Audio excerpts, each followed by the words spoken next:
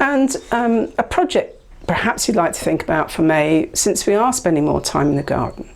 One of the most relaxing things to do in these really difficult times is to watch nature.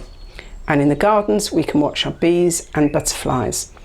So a good idea might be to either plant in a border near a seat, or to collect together some containers near a seat where you can sit and watch them, relax.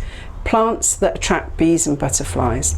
And a really sort of good combination might be something like a blue geranium, because bees love blue. You see the video on the website. Might add to that Russian sage or oregano, which is a bee magnet and a pollinator magnet. Sedum,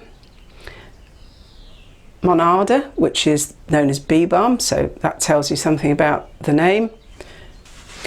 And chives, another plant which is really attractive to bees. You could group those together and would have hours of enjoyment watching the bees and the butterflies flit around.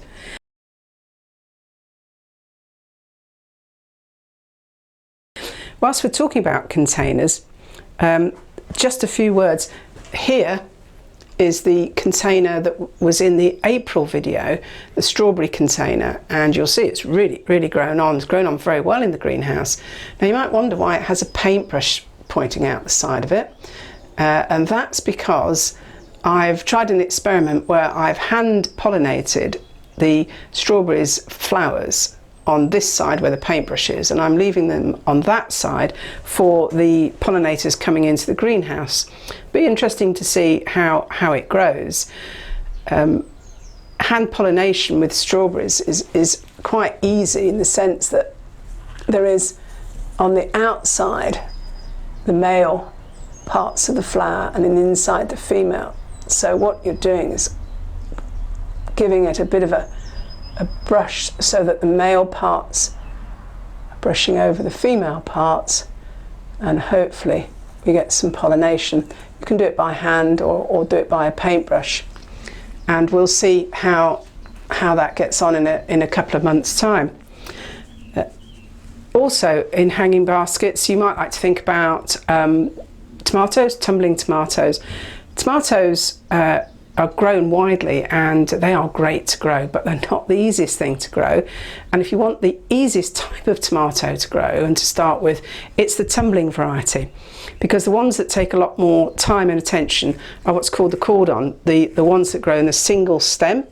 The tumbling bush variety require a lot less attention, do well in hanging baskets, and now will be the time to get them settled in the basket ready for planting out. I've also planted some nasturtiums in this hanging basket. I had the seeds and I was keen to add some more colour to the garden, and a hanging basket like this is ideal because it's quite a small one, it's not too heavy, and I hang these off shrubs in the garden to add an extra splash of colour and may have a bit of a gap in the flowering of the borders, so these are ideal. And I've planted 3 of these which I'll hang successively along the border, and they'll add some real colour in about two months' time when they start to flower.